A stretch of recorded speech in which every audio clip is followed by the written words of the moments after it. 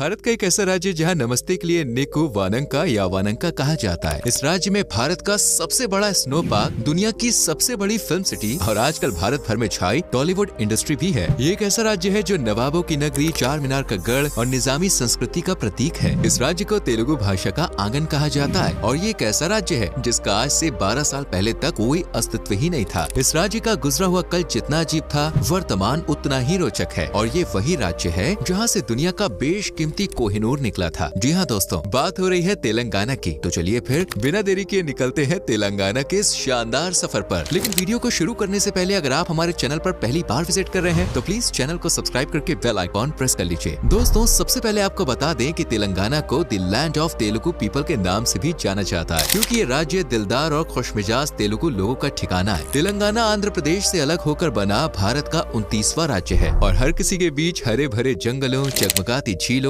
राजसी पहाड़ियों और विशाल झरनों के लिए जाना जाता है। राज्य का कुल क्षेत्रफल 1,12,077 स्क्वायर किलोमीटर में फैला हुआ है और इसके पड़ोसियों में उत्तर में महाराष्ट्र, उत्तर पूर्व में छत्तीसगढ़, पश्चिम में कर्नाटका और दक्षिण पूर्व में आंध्र प्रदेश बसा हुआ है। इस राज्य को रंगारेड्डी, मेदक, नोलगोंडा, महबूब नगर, वारंगल और करीम नगर जैसे 33 जिलों में बांटा गया है। तेलंगाना दोस्तों एक हिंदू बाहुल्य राज्य है जहां 85.09% के लगभग लोग हिंदू धर्म को मानते हैं, जबकि 12.69% मुस्लिम्स, 1.27% ईसाई और 0.95% अन्य धर्मों के लोग भी इस राज्य में मिलजुल कर रहते हैं। तेलंगाना आबादी के लिहाज से भारत का 12वां सबसे बड़ा राज्य है, जबकि एरिया के हिसाब से 11वां। राज्य के नए नवेले जिलों की बात करें तो इनमें मुलुगु और नारायणपेट का नाम सबसे ऊपर है, जिन्हें कुछ साल पहले ही बसाया गया था। हालांकि लोगों की जुबान पर जिसने कब्जा कर रखा है वो है हैदराबाद, जिसे द सिटी ऑफ पर्ल्स भी कहा जाता है। 2010 के अनुसार हैदराबाद भारत का 6वां सबसे ज्यादा आबादी वाला शहर है, जहां आज भी हर धर्म, हर जाति के 1 करोड़ 9 लाख से ज्यादा लोग बसे हुए हैं। Hyderabadi biryani, Charminar, Golconda fort, Ramoji film city और मक्का मस्जिद निजामों की शान शौकत की दास्तान बयां करती है। ये शहर अपने शाही अंदाज और नवाबी ठाट बाट के लिए जाना जाता है, जिसकी खूबसूरती आप चारों तरफ खड़ी पहाड़ियों और उनके बीच बहती मूसी रिवर में साफ देख सकते हैं। हैदराबाद में घूमने के लिए भी काफी कुछ है, झील से लेकर नदी, पहाड़, फूड कॉर्नर्स और शॉपिंग मॉल्स भी। वहीं गोलकोंडा जाना जाता है हीरे की खदान के लिए। वैसे दोस्तों, कोहिनूर हीरे का नाम तो आपने सुना ही होगा, जिसे दुनिया का सबसे महंगा और बेशकीमती हीरा माना जाता है। पर क्या आप जानते हैं कि कोहिनूर सबसे पहले कहाँ मिला था? दरअसल हमारा कोहिनूर जो आज ब्रिटिश क्वीन के ताज की शान बढ़ा रहा है, वो हैदराबाद के गोलकोंडा से ही मिला था। हैदराबाद के पश्चिम में बसे गोलकोंडा फोर्ट का निर्माण लगभग 1143 में करवाया गया था, लेकिन 14 से 17वीं शताब्दी के बीच इसे मजबूती दी गई। 120 मीटर ऊंचा ये किला न सिर्फ इतिहासकार बल्कि पर्यटकों के बीच भी आकर्षण का केंद्र है, जिसे चारों ओर से पहाड़, ग्रेनाइट की दीवार और खुले मैदान घेरे हुए हैं। किले में कुल 8 प्रवेश द्वार है और कहते हैं कि मुख्य द्वार के नीचे खड़े होकर ताली बजाने से ताली की आवाज पूरे किले में गूंजती है। गजब की बात है, लेकिन ये तो कुछ भी नहीं। तेलंगाना में और भी बहुत कुछ अजब कसब है, जैसे यहाँ का इतिहास। कृष्णा और गोदावरी नदियों के बीच बसे इस इलाके पर 220 ईसा पूर्व से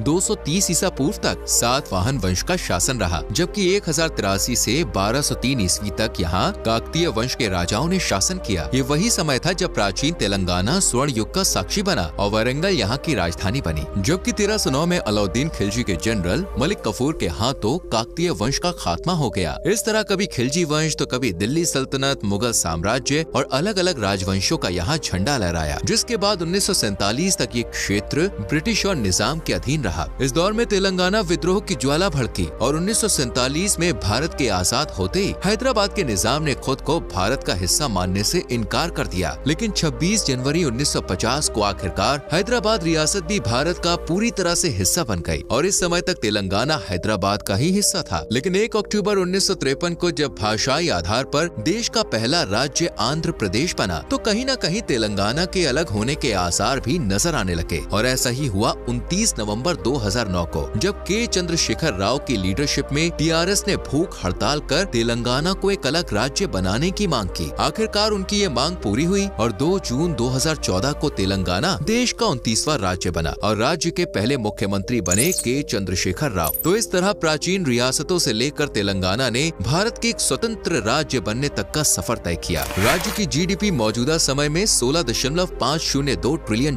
की है, जबकि जीडीपी पर कैप्चा $4600 यानी $3,90,000 का आंकड़ा भी पार कर चुकी है। राज्य की जीडीपी हर साल 11.9% की रफ्तार से बढ़ रही है और इस लिहाज से ये देश की 9वीं सबसे बड़ी अर्थव्यवस्था वाला राज्य है, जहां आय के मुख्य साधनों में सबसे ऊपर है इनोवेशन एंड टेक्नोलॉजी। हैदराबाद इन दिनों IT और टेक हब बनने की तैयारी में है, जहां माइक्रोसॉफ्ट, गूगल, अमेज़न, IBM और दूसरी कई IT फर्म्स हैं, जबकि निजामाबाद, वारंगल, करीमनगर और खम्मम जैसे जिलों में इंडस्ट्रीज तेजी से पैर पसार रही हैं। हालांकि आज भी 46% के लगभग लोग जमीन से जुड़े हुए हैं, जो खेतों में दिन रात मेहनत कर अपने परिवार का पालन पोषण करते हैं। राज्य में सबसे ज्यादा चावल उगाया जाता है, इसलिए तेलंगाना को धान का कटोरा भी कहा जाता है। इसके अलावा यहाँ कॉटन, मैंगो, टोबैको और कॉर्न, शुगर केन आदि की खेती भी होती है। वहीं इंडस्ट्रीज में टेक्सटाइल, सर्विस सेक्टर में बैंकिंग, टेलीकॉलिंग, ऑटोमोबाइल और भी कई सोर्स हैं, जो राज्य की इकोनॉमी को 62% तक सपोर्ट करते हैं। यही कारण है कि तेलंगाना में आपको फ्री फोकट में घूमते लोग ना के बराबर देखने को मिलेंगे। यहाँ पर हर किसी के पास काम है, जिसे ये बड़ी ईमानदारी के साथ पूरा करते हैं। तेलंगाना में दोस्तों सबसे ज्यादा बोली जाने वाली भाषा है तेलुगु। जी हाँ, वही भाषा जिसे सीखकर आज हर कोई टॉलीवुड में जाना चाहता है, ताकि रॉकी भाई, पुष्पा और अल्लू अर्जुन और महेश बाबू जैसा सुपर हीरो बन सके। टॉलीवुड यानी तेलुगु सिनेमा, जो हैदराबाद के पड़ोस फिल्म नगर में ही स्थित है। एक वक्त था जब टॉलीवुड की फिल्में रगड़ती थी, लेकिन आज टॉलीवुड की फिल्में 1000 से 1500 करोड़ की कमाई तो घूमते फिरते कर लेती है। और आज बच्चे बच्चे की जुबान पर टॉलीवुड स्टार्स के नाम चढ़े हुए हैं। खैर, भाषा पर वापस लौटे तो तेलुगु के बाद तेलंगाना में उर्दू भी अच्छी खासी बोली जाती है। लगभग 75.51% लोग तेलुगु बोलते हैं, तो 12.32% उर्दू और 12.17% हिंदी, बंगाली, मराठी और दूसरी भाषाओं को बोलते हैं। आपको बता दें कि 1948 से पहले तेलंगाना की ऑफिशियल लैंग्वेज उर्दू ही थी, लेकिन भारत में शामिल होते ही इसकी ऑफिशियल लैंग्वेज तेलुगु को बना दिया गया। बात अगर खाने की करें तो तेलंगाना के लोगों का मुख्य भोजन चावल ही है, जिसे कढ़ी, आलू, दाल और दूसरी सब्जियों के साथ चटकारे लेकर खाया जाता है। यहाँ की पॉपुलर डिशेस में निजामों का शाही अंदाज और मुगलई स्वाद भी झलकता है। यहाँ की कुछ फेमस डिशेस में मालीदालू, सकीनालू, गरीजालू, सर्वापिंडी, गोली चीना, ममसम, शिकमपुरी कबाब, शाही टुकड़ा और शेगो दिलू सबसे ऊपर है। अगर आप तेलंगाना जाएं तो इन्हें चखना बिल्कुल ना भूलें। तेलंगाना हिंदू आबादी से लबालब भरे होने के चलते कई हिंदू त्योहारों का गवाह भी है। जैसे आषाढ़ के महीने में यहाँ बोनालू को धूमधाम से मनाया जाता है। ये त्योहार माँ काली को समर्पित है। इसके अलावा यहाँ मकर संक्रांति, दिवाली, गणेश पूजा, नवरात्रि, ईद, मुहर्रम, न्यू ईयर और क्रिसमस भी बड़े धूमधाम से मनाया जाता है। जबकि 2 जून को तेलंगाना बड़े ही जोशीले अंदाज में स्थापना दिवस सेलिब्रेट करता है। तेलंगाना की संस्कृति पर जाए तो ये भारतीय राज्य में लगभग 5000 वर्षों का सांस्कृतिक इतिहास रखने वाला राज्य है, जिसे समझने के लिए यहाँ की वेशभूषा, खान पान, नृत्य और ऐतिहासिक इमारतों को करीब से निहारना जरूरी है, क्योंकि राज्य की संस्कृति मुगल, पर्शियन, निजाम और मुस्लिम कुतुबशाही का मिश्रण है। और यहाँ पर कई तरह के शास्त्रीय संगीत, पेंटिंग्स, नृत्य और कठपुतली के शो भी ऑर्गेनाइज करवाए जाते हैं। वैसे क्या आप जानते हैं सबसे बड़ी मोनोलिथ बुद्धा प्रतिमा किस शहर में है? ये तेलंगाना के ही हैदराबाद में है। हुसैन सागर झील के बीच बुद्ध की इस प्रतिमा को दुनिया की सबसे बड़ी और ऊंची मोनोलिथिक बुद्ध प्रतिमा माना जाता है, जो एक चट्टान के टुकड़े पर बनी है और यहाँ तक पहुँचने के लिए नाव की सवारी जरूरी है। यही दुनिया की सबसे बड़ी फिल्म सिटी या film studio Ramoji film city भी मौजूद है। इसे दुनिया का सबसे बड़ा फिल्मी तहखाना कहें तो बिल्कुल गलत नहीं होगा, क्योंकि 2000 एकड़ जितने क्षेत्रफल में फैली रामोजी फिल्म सिटी में हर साल 400 से 500 फिल्मों का निर्माण होता है। यहाँ स्टेशन से लेकर मंदिर, हवेली, यूरोपियन आर्किटेक्चर, भूतिया घर, शॉपिंग कॉम्प्लेक्स और मनोरंजन पार्क सहित काफी कुछ है, जिसे देखने के लिए लोग दूर दूर से खिंचे चले आते हैं। आपको यकीन नहीं होगा, लेकिन तेलंगाना इतिहास के सबसे अमीर भारतीय का घर है, जिसका नाम मीर उस्मान अली खान था। यह हैदराबाद के निजाम थे, जिनके पास 50 मिलियन पाउंड का पेपर वेट था, जिसे हीरे से बनाया गया था। ये न सिर्फ सबसे अमीर भारतीय थे, बल्कि दुनिया के 6वें सबसे अमीर शख्स भी थे, जिनकी अमीरी के किस्से आज भी सुनाए जाते हैं। चलिए अब आपको तेलंगाना के सबसे रहस्यमयी और चमत्कारिक मंदिर के बारे में बताते हैं, जिसे रमप्पा मंदिर के नाम से जाना जाता है। तैरने वाले पत्थरों से बना ये मंदिर भगवान शिव को समर्पित है और इसे बनाने में पूरे 40 साल का समय लगा था। रमप्पा में हर शिवरात्रि को भक्तों का मेला लगता है और मंदिर की दीवारों पर महाभारत सहित रामायण के किस्से, पात्र भी उकेरे गए हैं। तेलंगाना में कुंचाला को सबसे ऊंचे झरनों का दर्जा दिया गया है, जो लगभग 150 फीट ऊंचा है और पर्यटन के लिहाज से बेहद खास है। तेलंगाना में आपको भारत का सबसे बड़ा स्नो पार्क भी देखने को मिलेगा। हैदराबाद में मौजूद स्नो वर्ल्ड दुनिया का सबसे बड़ा स्नो थीम पार्क है, जो लगभग 2 एकड़ जितने क्षेत्रफल में फैला हुआ है। यहाँ घूमने का एक अलग ही एक्सपीरियंस है, इसलिए तेलंगाना आए तो सबसे पहले हैदराबाद की सैर कीजिएगा। इसके बाद आप जा सकते हैं वारंगल, जो तेलंगाना का एक